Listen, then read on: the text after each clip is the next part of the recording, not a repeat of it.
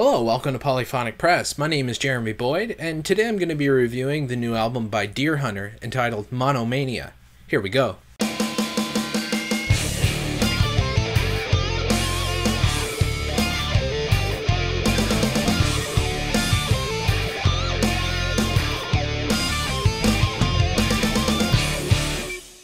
Deerhunter are an American band from Atlanta, Georgia, formed in 2001. They released their first album in 2005. Since then, they have released 6 albums, including this one, and this is a follow-up to 2010's Halcyon Digest. This album starts off with the song Neon Junkyard, which has a very lo-fi kind of sound to it. It's a mid-tempo rock song that's got a lot of psychedelic and garage rock elements thrown into it as well. I'm not really sure if this was the best way to open the album because it really didn't grab my attention. It was kind of a forgettable song to me. It didn't really captivate my interest, and it didn't really make me want to listen to the whole album. The song Pensacola has a kind of a country vibe going on with it, with the drums and the rhythm. It's got this kind of country shuffle going on, but it just feels very loosely put together. It doesn't sound like it was well recorded at all. Everything comes in and kind of sounds distorted, and just it feels like it was just recorded with one microphone set up in the room. It really sounds more like a demo of a new band rather than a proper song on an album. I think it's a well-written song, but I think the fact that it's mixed really poorly and kind of just stays in the mid-range, doesn't really have dynamics or anything like that.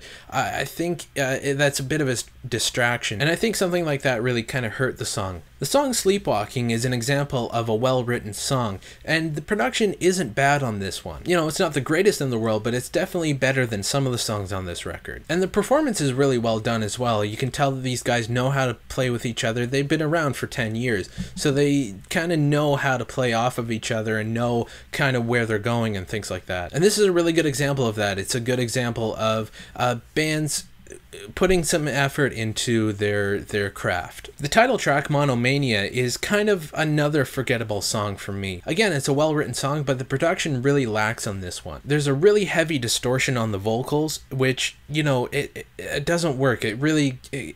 It's counterintuitive because the vocal performance is supposed to be the human element, the thing that isn't an instrument. That's the human voice in the song. So when you have too many effects on that, or you distort it like they do on this song, that's really taking away from what the vocals are meant for. And that's something that's really distracting and really not recommended when you're trying to get a good mix. The music is fine, and the actual performance of the vocals is really well done as well. But like a lot of these songs, they just need to spend more time getting a good mix. The album ends with the song Punk, La Vie Antérieure, and it's a very acoustic kind of song. To me, this was probably the best song on the album. It's really the most straightforward song on the album as well, and although the vocals are pretty muddy, it kind of works with this song. Sometimes something that hurts one song can be the thing that ties another song together.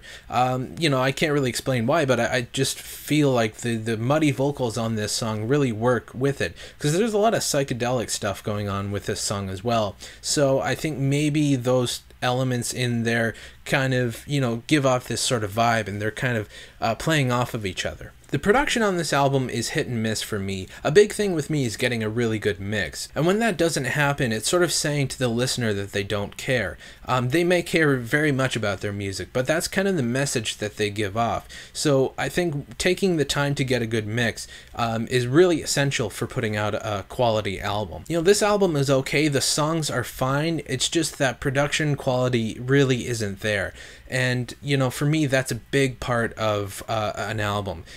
You know, I like it when, you know, it doesn't have to be really hi-fi or polished or anything like that, but getting a really good mix is really valuable to me. And I feel like these guys are capable of doing something better, but this was just, you know, subpar. So I'm going to give this album a 5 out of 10. So anyway, that's what I thought about the album. Let me know what you guys think in the comments or with a video response. And if you'd like to suggest an album for me to review, please leave that in the comments as well. And that's about it. I'll see you next time. Take it easy.